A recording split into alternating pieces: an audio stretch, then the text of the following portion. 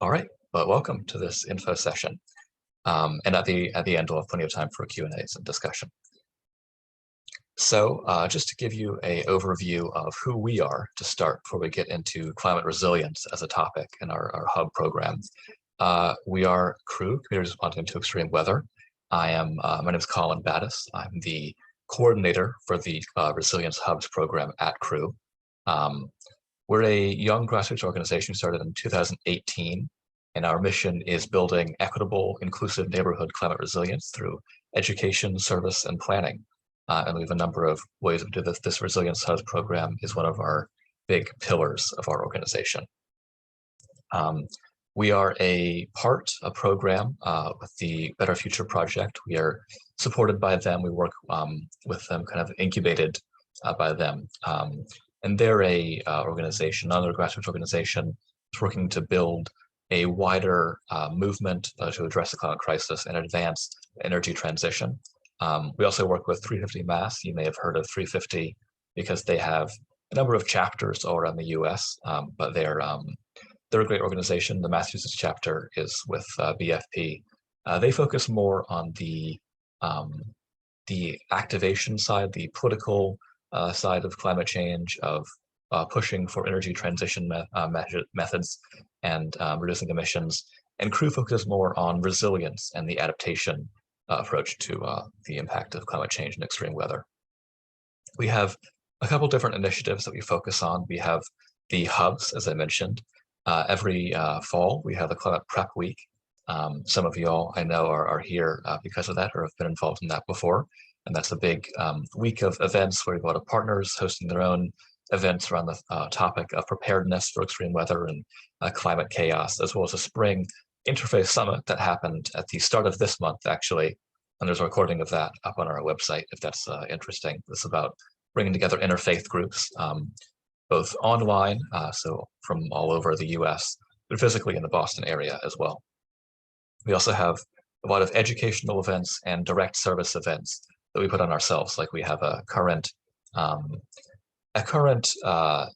heat prevention workshop where we're educating people about heat stroke, heat exhaustion, staying safe in the heat, and then giving out AC units and heat shock, heat treatment kits as well.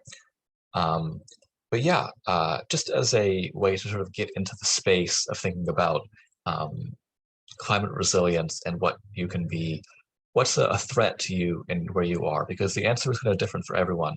You're welcome to drop this in the chat or to keep thinking about it as we go along. But if you have answers, I'd love to do those in the chat too.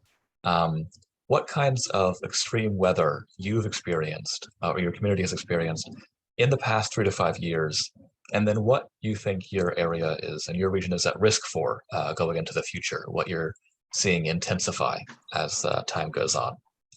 Because I know this is something that can vary widely depending on where you are in the US. That's part of why we have this hub model, but I'll get back to that in a sec. Yeah, but when we talk about resilience, as in climate resilience hubs, we first want to sort of recognize what we're actually working towards with this program, because resilience has become something of a buzzword recently, especially in the past 2 years with the COVID pandemic. You heard all about personal resilience, community resilience, social resilience, organizational resilience. Can mean sort of any bouncing back. And the definition of resilience is the ability to keep functioning of a system, particularly to keep functioning despite disturbances and shocks to that system. And that looks different depending on where we are, obviously. Some systems, individuals and organizations face a lot more severe shocks or different kinds of shocks.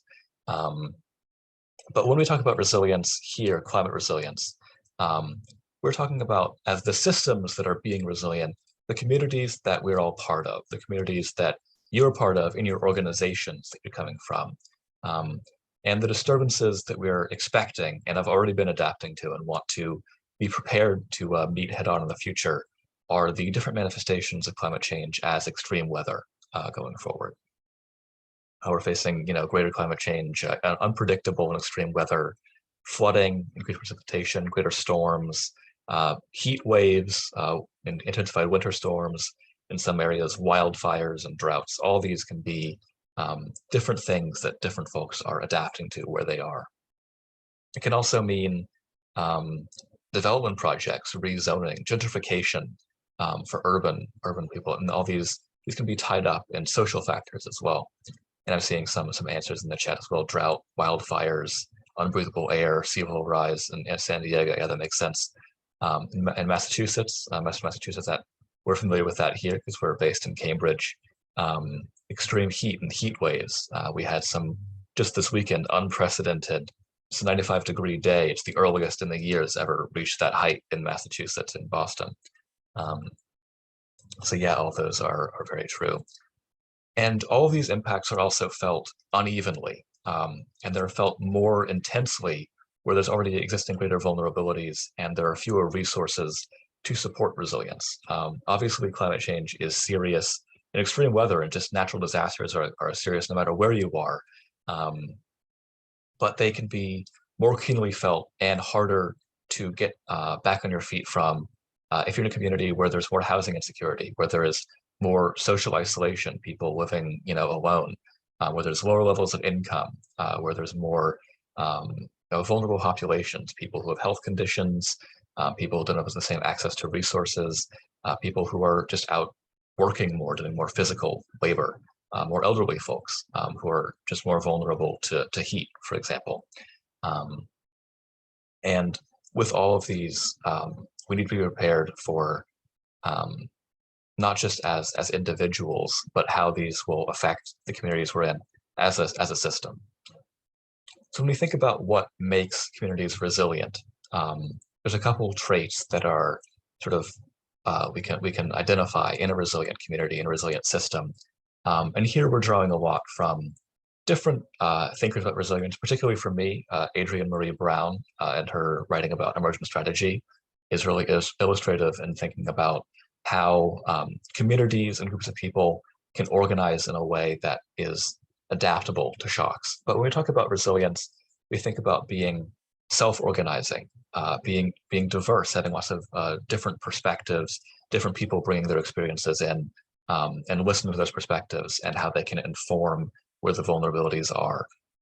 We think about being mutually created, having the connection between people at different levels, not just being a top-down effort, being something that is built from the bottom up and mutually peer-to-peer as well, and interconnected, having a density of connections, of social connections, and connections to resources, organizational redundancies of having, working with peers and having systems for information to flow in organizations. All these are different sort of traits of resilient communities and resilient organizations.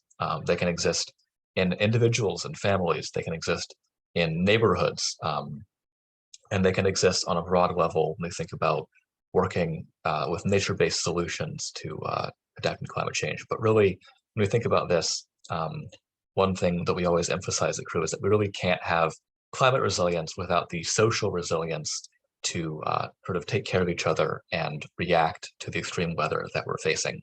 Some examples of this can be things like community-owned microgrid projects, neighborhood organizations, neighborhood associations of mutual aid organizations, community food sources, all of these sort of different things that we've been seeing. And I think we've been seeing more of this as well over the past 2 years of the pandemic too. As people are sort of thinking about how they can help each other.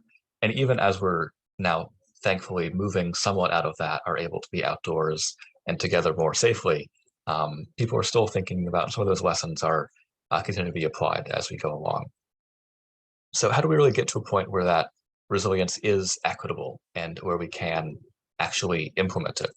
I'm going to show you a quick, actually sort of emphasize this idea of social ties.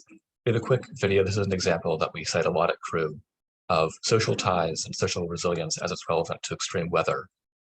It is about this is Eric Kleinenberg. He was a social science researcher who wrote a book called The Social Autopsy of a Heat Wave, about the 1995 heat wave in Chicago that killed over 700 people in that city, and sort of what the impact of social resilience, social ties was during that event. Let me know if this audio is coming through also.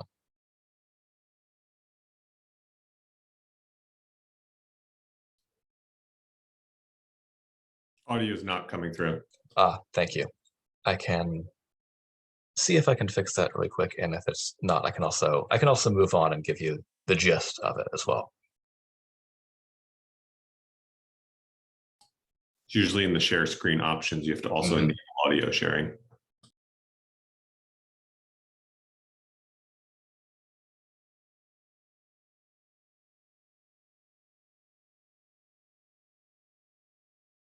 Yes, yes. I'm going to quickly relaunch that and make sure that we have audio coming through. And if it doesn't work, then I will give you the gist of it, because sometimes these things are not worth dwelling too much on.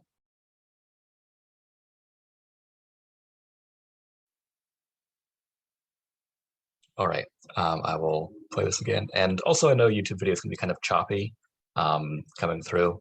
It's just an interview, so you're not missing a ton of visuals here. But I know that sometimes screen sharing isn't the best way to communicate these, but just as an example. To two neighborhoods side by side, one almost entirely black, one almost entirely Mexican and Mexican American. The death rate, even with similar levels of poverty, was much lower in the Mexican neighborhood. Have you figured out why? This is a difficult problem to make sense of when I first started the research for Heatwave. The story is you have these two neighborhoods that are literally next to each other, separated by just one street and train tracks in places. They have almost identical rates of seniors living in poverty and seniors living alone.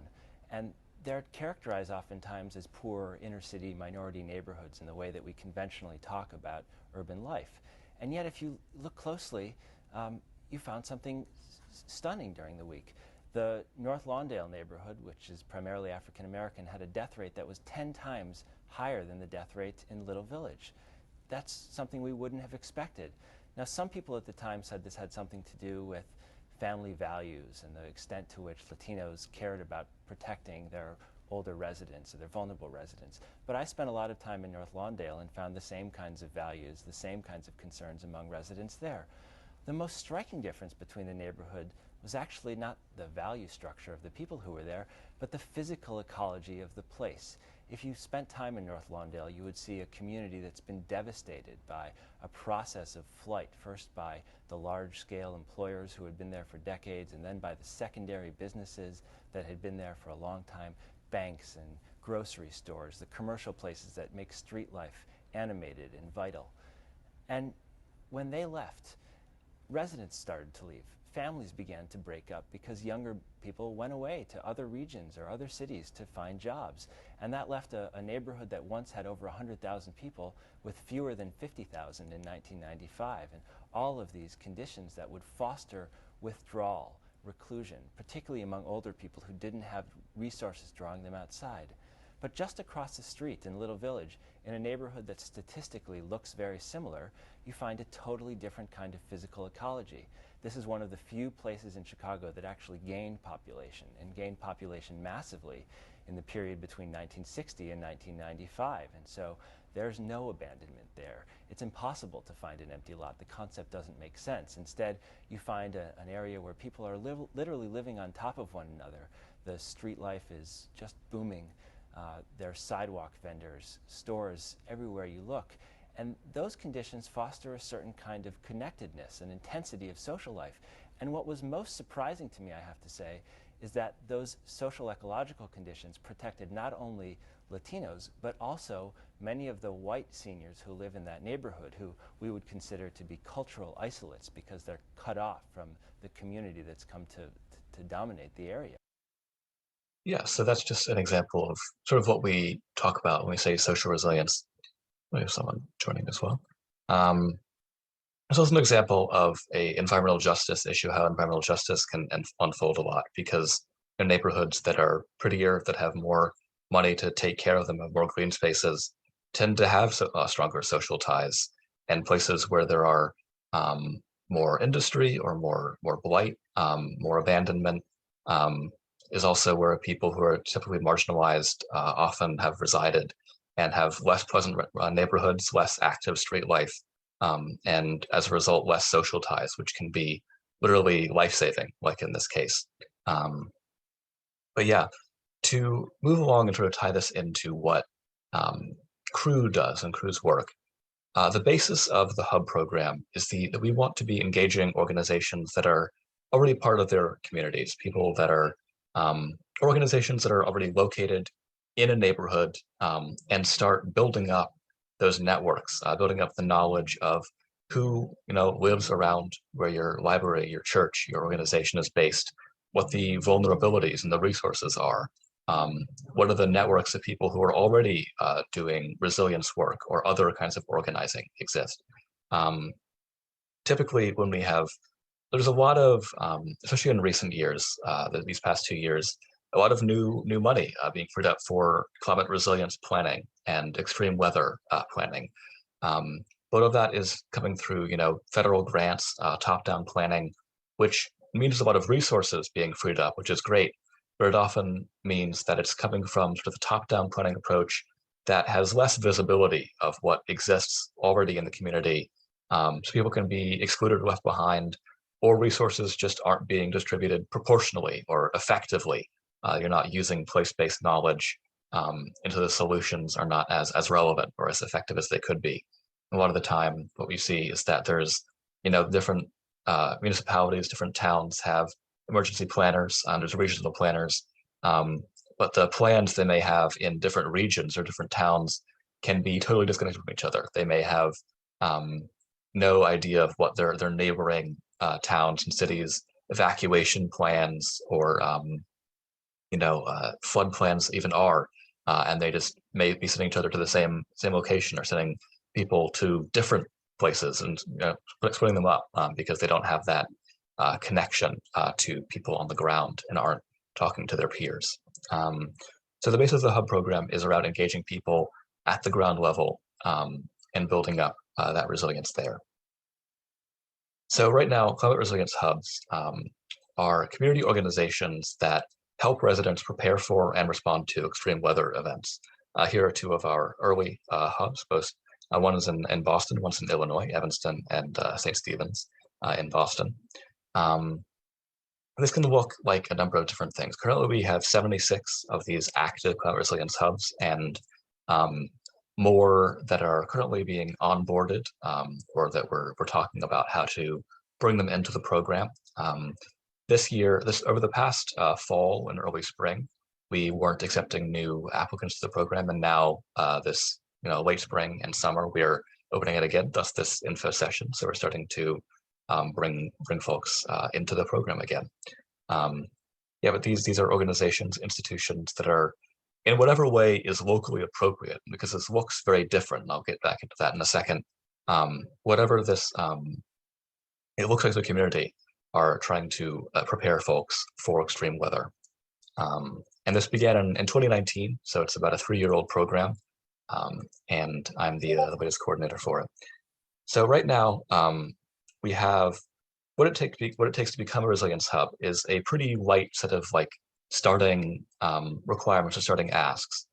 We ask that folks display a resilience hub window decal, identifying themselves as a resilience hub, make climate prep information, which we have a lot of brochures and flyers and resource guides accessible and available to visitors. Maybe that looks like having them online if you get a lot more traffic that way.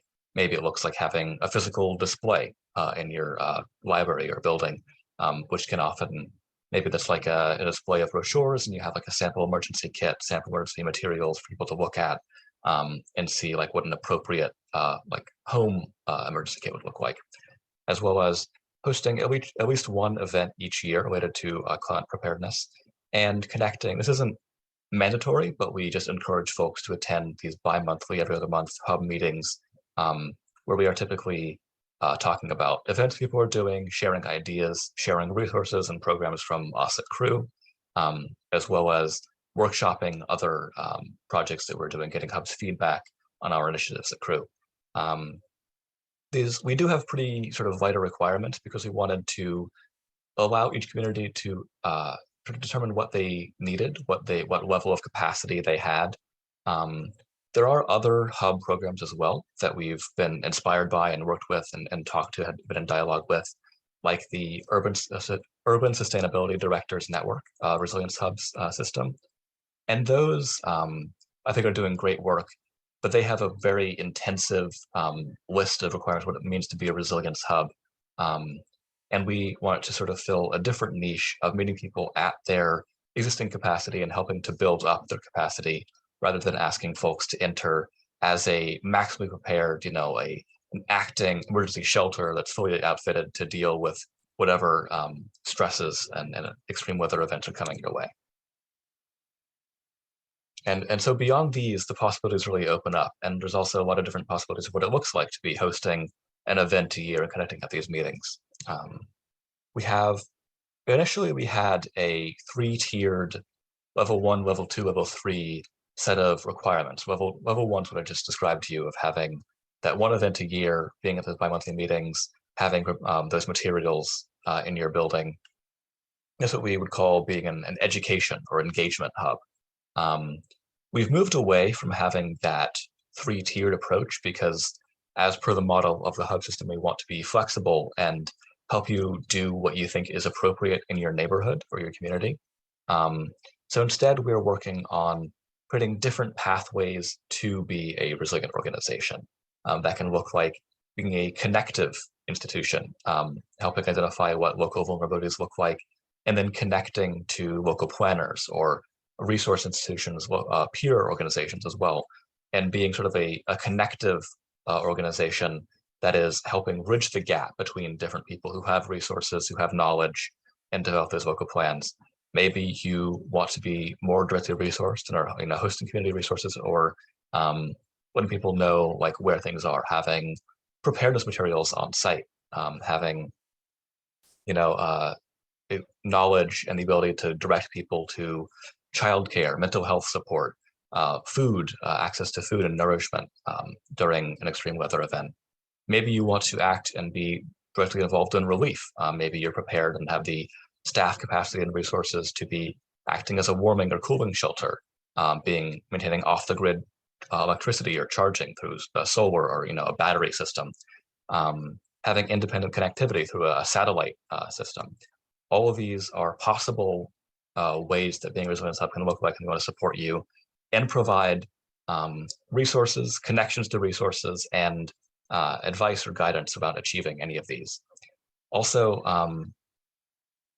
when we had level 3 in the past, we wanted to have this idea of having everyone work towards being a fully equipped emergency shelter, but not everyone needs an emergency shelter. Other people have existing Red Cross shelter organizations in their community, or it wouldn't work out with your physical location, your physical building. So not everyone needs to be working towards being a extreme weather shelter. Some people can do that work, which is great. We want to support you in that. And some folks are better equipped to be those connective institutions, being a bridge between planners and funders, because as I mentioned, we have, as there is new resilience and emergency funding and planning going on at the federal and state level, there's this increased desire and need for last mile institutions, people who have that on the ground knowledge and then can help direct effectively funding from higher or larger funding organizations to local needs and local gaps. But these are all things that we sort of are thinking about and are working to help people institute or bring that knowledge to other hubs who don't yet know or are thinking about starting this but don't yet know where to start. So being a hub is ultimately about what works for your organization, about thinking what you've successfully engaged your communities with in the past, and what needs you could fill in the future.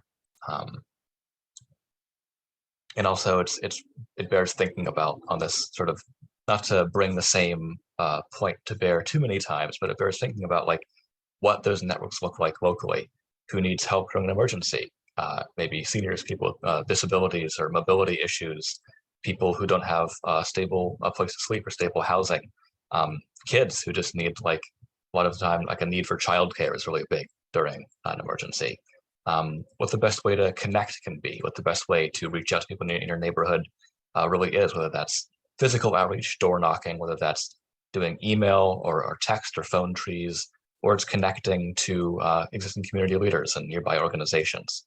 And also it's where it's thinking about like, what is the community that you want to be serving and working with? How large the community is, and who you're really thinking about sort of working with, because you can't work with the broadest possible geographic organization. You're going to be stretching yourself thin, and so it bears thinking about what your focus will be. To get back to Crew's support for these hubs, beyond what hubs can be doing as part of the program, we provide digital emergency preparedness brochures like event guides, resource guides, examples of toolkits of how to do events or different kinds of projects. We can also provide physical resources as well, like sample emergency kits, printed out, printouts of all these brochures or flyers or guides. We send folks a window decal sticker. We host those bi-monthly hub meetings. And I think the biggest part of the hub network for me, what I see as the biggest value and what I do as the coordinator, is those connections and networking with other hubs, as well as to other program ideas and funding opportunities that's going on. Because we're a small organization. We don't have a ton of funding that we're providing to folks directly, but I think we can offer value in connecting people to funding and programs or grants that are happening that maybe you wouldn't have heard about otherwise, or projects that maybe you can be a partner with that would benefit your community that you wouldn't have heard about otherwise. There's other possible actions as well, just examples of all kinds of things that hubs can do and have done as well, which is you can have being public phone charging, having public internet access during an emergency. Maybe you have the ability to do that offline as well. Like we've had some hubs that during storms have been able to stay connected through satellite connection infrastructure. Having medical kits or medical supplies on site for emergencies, if you have folks who are willing and able to be sort of trained in how to use that and how to apply that if needed. Being a meeting point, or sort of a muster point for local responders and services to access during a storm or a heat wave, being a place where first responders can gather and access people who may need help and resources. Being a cooling center or a warming center during the winter or the summer.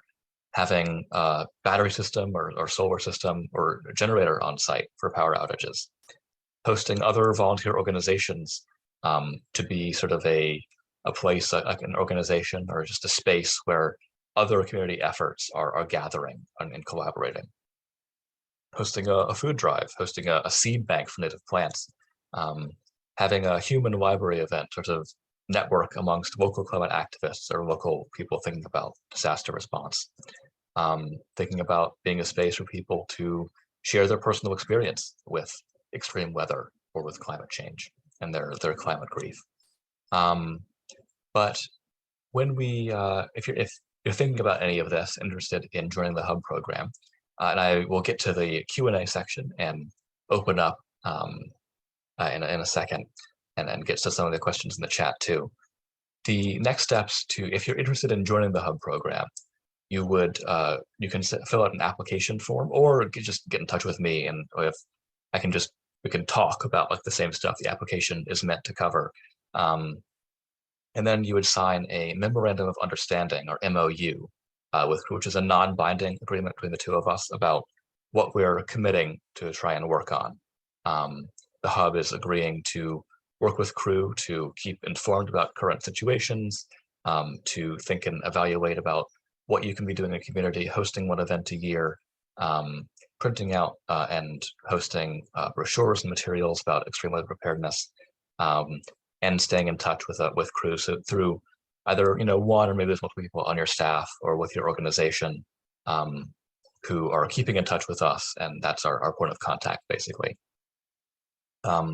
We're agreeing to provide you decals and digital materials, help you get networked into the larger sort of network of climate resilience hubs and then the other organizations that we work with and hubs work with, working to foster that collaboration among hubs and bring you resources and opportunities to bring and further that work among yourselves.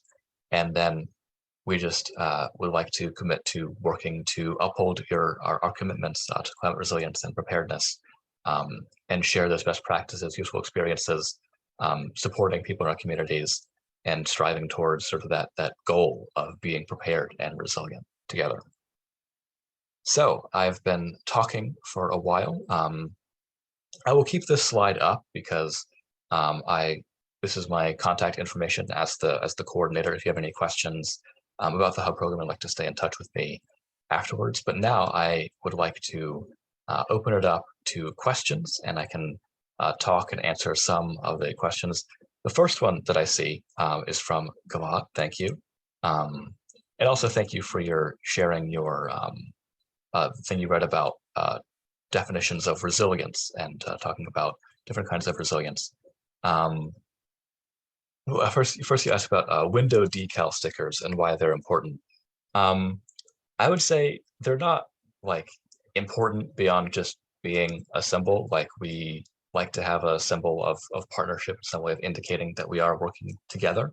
It has it has crew's name on there in case folks are curious about, and it's meant to be like a way of starting conversations about like, oh, you have this decal in your window. What does it mean that y'all are a climate resilience hub? Like, what are you doing with this program, and what does it mean to you? What are you trying to implement with this program? If anyone has any, now that I've given my whole spiel, my whole speech, also feel free to come off mute and ask questions as well if you prefer to do that, or drop in the chat. And Susan, I see, and if anyone has from QCAN applied to Crew as a hub or anything else, if you could actually just let me know what the QCAN acronym stand for, I can look that up myself. Quincy Climate Action Network. I see. Let me see.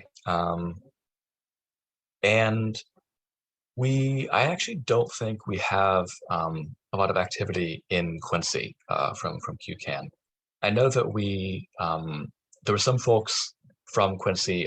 Earlier I was talking to the Brockton Mutual Aid Network and Brockton Community Organization about the Hub program, and I think there were some folks from Quincy there at that meeting hearing about that.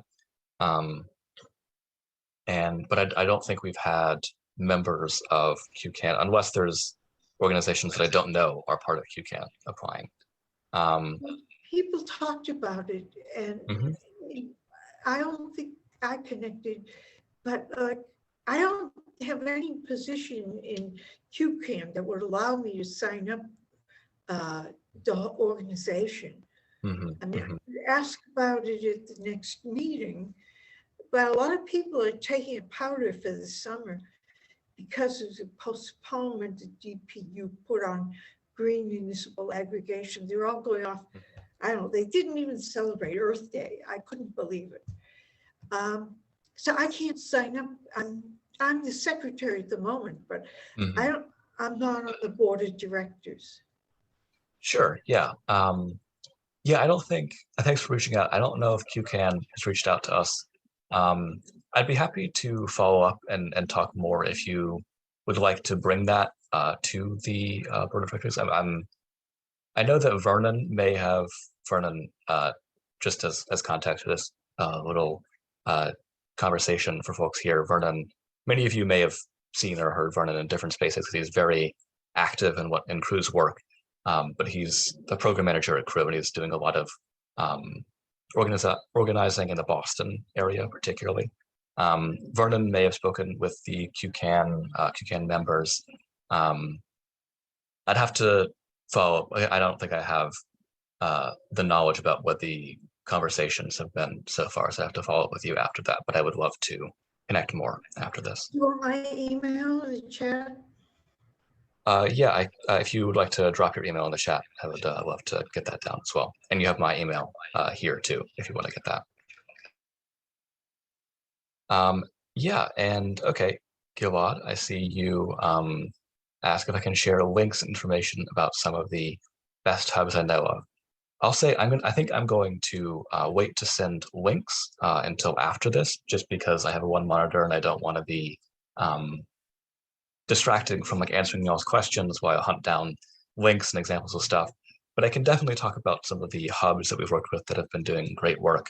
Um, I think for me, some of the most inspiring hubs that I've seen have been initially with the start of the hub program. The hub program grew out of an initial partnership, a discussion we had with a group of libraries that are in the Massachusetts Library Association, MLA. And they had partnered with Crew on Climate Prep Week in Massachusetts and wanted to continue that work. And they formed their own organization calling themselves the Blue Marble Librarians.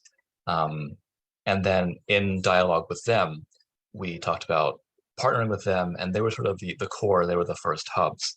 And so they have done a lot of great work around, some of them are more like program based, like they're doing a lot of educational events, a lot of connections to local nature centers, and hosting like local climate activists, local naturalists, and being connected to organizations. Some of them, like the Falmouth Library out on Cape Cod here in Massachusetts, have been really working on actually being resilient to storms. We've had a number of winter storms and nor'easters here in Massachusetts in the past couple of years that have resulted in severe storm conditions, power outages on the Cape.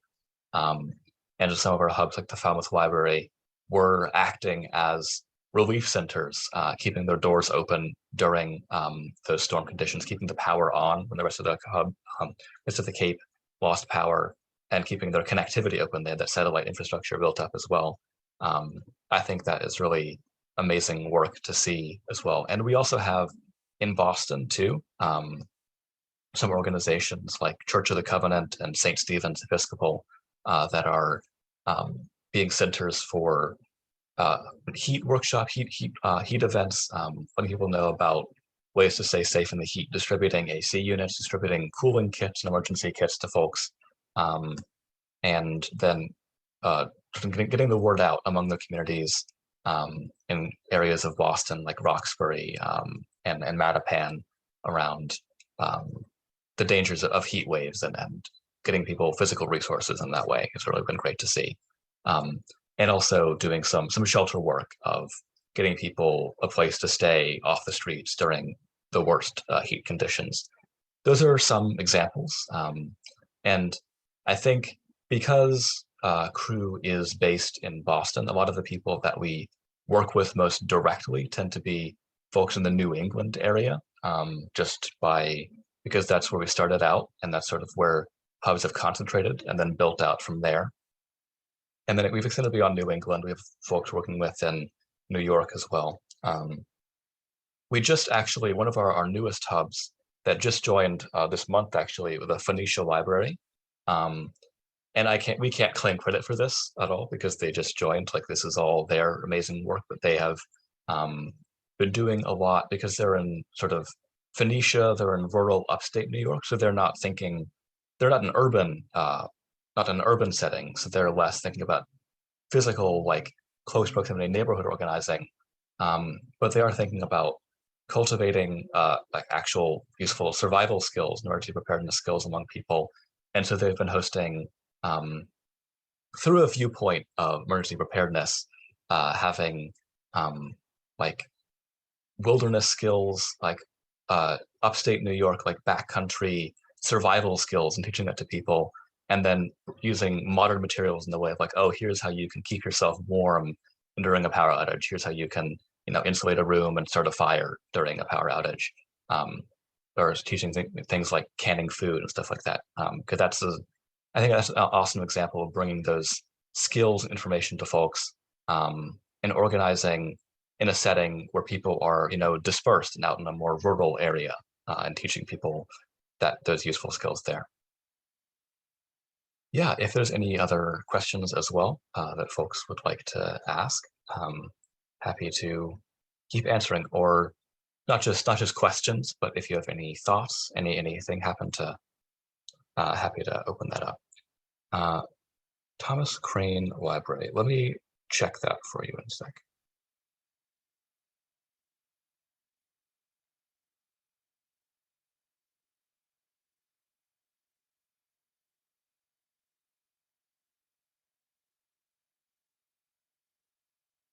I think, yeah, Thomas Crane Library, I think they have been, I don't know Clayton Cheever like very well. I have seen his name in circles.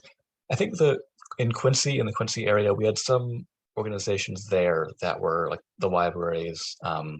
Also true of Mattapan, that there were some organizations in the area that were interested in joining the hub program, but didn't have the like staffing capacity or folks able to stay on and work with the program. So they didn't want to join the hub program just yet, but they were considering it. It sounds like that Thomas Crane might be an example of that, because after Clayton left there, they might not have had someone who was interested in continuing the resilience work on the staff, or who just had the time to dedicate to it. Yeah, I don't know the library super well, that organization, because they're not one of our hubs, but yeah.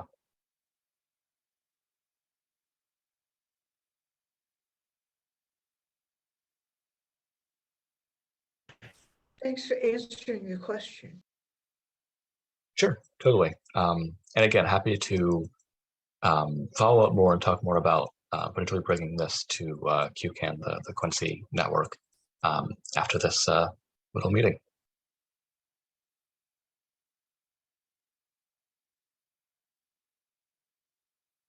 Yeah, if anyone has any other questions or anything, I'm happy. I think I'll just stay here and keep it open.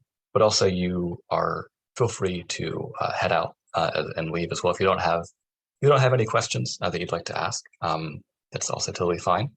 And glad that you're all here. Thanks for listening. And I can follow up, and I'll send all of you who attended and the folks who registered as well the recording of this, as well as just some like overview materials going into some of what I discussed here, as well as talking about if you'd like to join the hub program or just work more with Crew in the future, maybe not as a hub, not like on an ongoing basis as a hub, but like potentially partner with Crew as an event or a one-off. Just information about us and how to follow up and reach out. But yeah, glad you all could make it. I'll just stay on the line if there's any more questions or anything. We have also when I send that email out, if you'd like to hear more from Crew, and not join the hub list, but join the Crew general mailing list information. Also, you can email me, respond to that email I'll send out, and I can add you to that as well. I see Anne May, you ask, how do you find the resources that I direct people to? I'll be honest, I think a lot of this is Crew's. Yeah, and go on, I can do that. I can follow up and send you, I'll copy your email down here and send that to you. G. Marin, yeah, okay. Yeah, I see, Anne, you asked how I find resources to connect people to. Yeah, and thanks, have a great day. How I find resources I connect people to. This is, I think, mostly just a result of a lot of the conversations and then collaborative projects that Crew is part of. We do a lot of partnership stuff with different organizations. We work with a lot of different organizations, directly in the city or more nationally, as like being on like an advisor organization, bringing our community experience. And so really it is just a lot of talking to people, holding conversations. We have people we work with at the federal level in FEMA, in NOAA, in the Department of Health and Human Services that we've worked with in the past. They've been guest speakers. We've talked with them about planning in the past. And so they have shared opportunities and events or grant opportunities with us, or keep us apprised of things that are going on at that level. Same thing is true at the sort of regional and state level in Massachusetts. We have connections and have had ongoing conversations with different planners in, like, for example, VOAD, which is Voluntary Organizations Active in Disaster.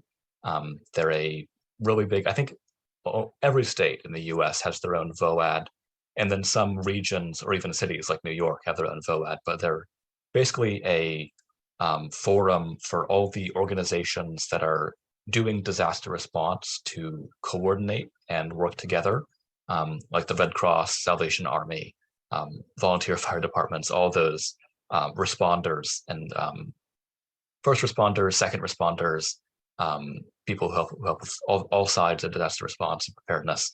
And we connect to VOAD and hear about their work, share some of our work with VOAD as well. And that has been a way that we stay apprised of different opportunities that we can bring to people. So it was really a lot of networking and a lot of keeping sort of our ears open at different levels, I would say. Cheryl, I see your message to me. Put in contact with Blacks and Green, and we have actually, we've talked with Blacks and Green. I know they reached out to me about the Hub program, and I shared some information earlier. I can follow up with you as well and talk more, because I think there was some discussion of like bringing y'all in as a hub or helping organize a hub there. So I'd be happy to follow up with you. We get your email down here. I'm going to copy that.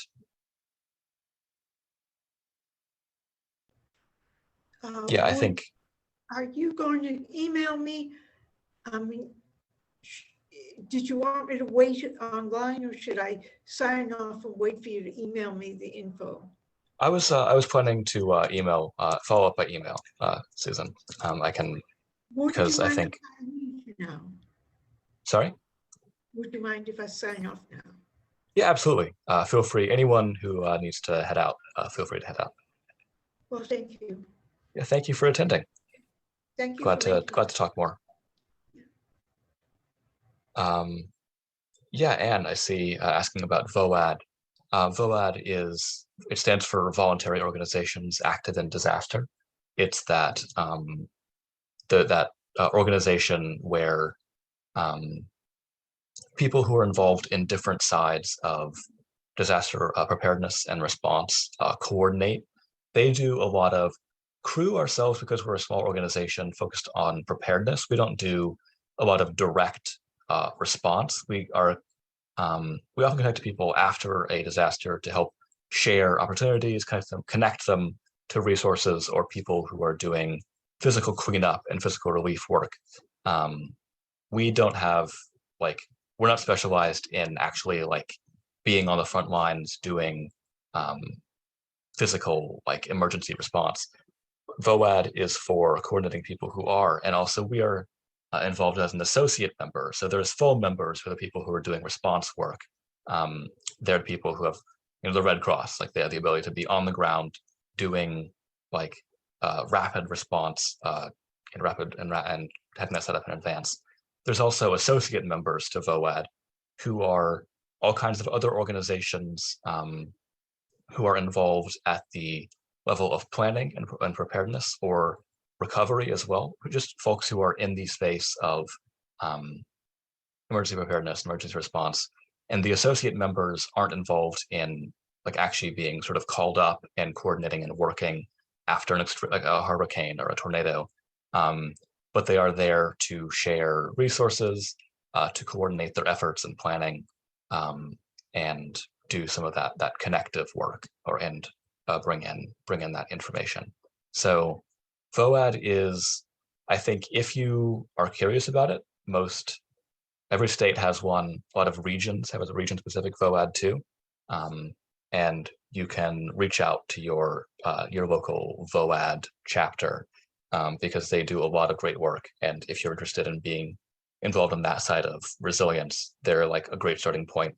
I'd also, on the same topic, for those of y'all, the 5 of you who are still here, on a similar note, FEMA, the Federal Emergency Management Agency, does have every region of FEMA. There's 10 regions throughout the US, splitting up, the different sort of response areas they're covering. Every region has folks who are their VALs, voluntary agency liaisons. And those are folks who are basically, their job is to be there to connect the federal agency to volunteers and community organizations that are interested in doing work, or getting, helping out or just learning more about disaster response and preparedness. So I would also recommend, if you're interested in getting involved in disaster preparedness work, or continuing if you already are involved and already planning for that, reaching out to if you go to the FEMA website, look at you could just Google FEMA VAL, and they have people who are liaisons for each region. You can find which region you're in, and they're a great sort of resource person and can help you sort of get started or continue in that work as well. This is Anne May. Mm-hmm. My only experience has been with the Cajun Navy, which came Mm-hmm. to help in Houston during Hurricane Harvey. Oh, amazing. So I have not heard of VOAD, and I didn't even realize that, well, I guess FEMA was kind of overwhelmed with Hurricane Harvey, but I will kind of look into that. It is interesting.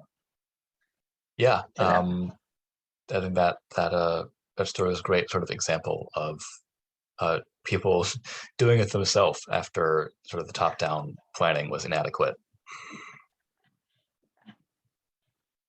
Well, this is very interesting. Yeah. I think I'll look at the website and look into it and see whether we might want to pursue it at our congregation. Absolutely. Well, thank you for coming.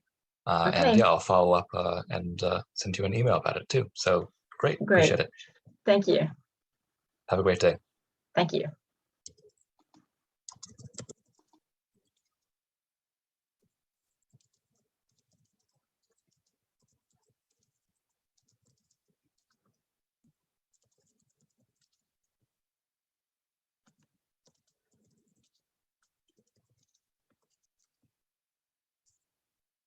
I'll remain on the line for as long as, if you have any other questions, things you'd like to ask about, I can try and answer those as well. This technically ends at 4, but if you'd like to chat, I can stay on for a couple of minutes as well, past that, before I have to leave. So, but yeah, feel free to head out as well if you don't have any questions and you need to get somewhere.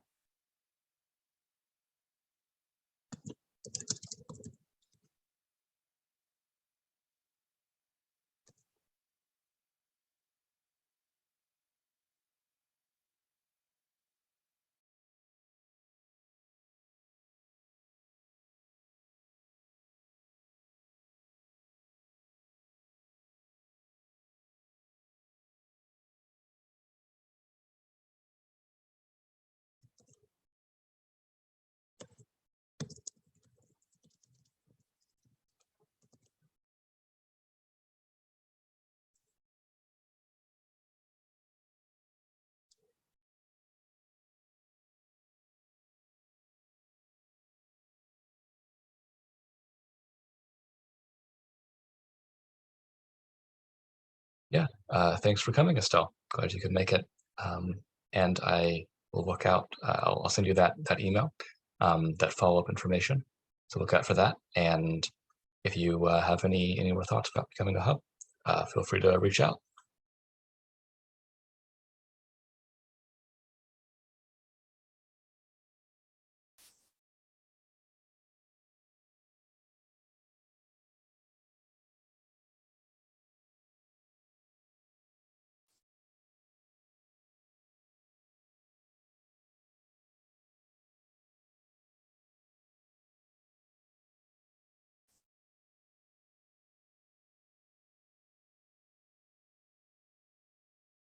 All right, it is coming up on 4 o'clock. I think I will close this meeting because I don't hear any other questions, but I do thank the both of you for coming and staying till the end. And yeah, look out for that follow-up information. Appreciate you being here and hope to hear more if you're interested in joining the Hub program. So have a great rest of your afternoon.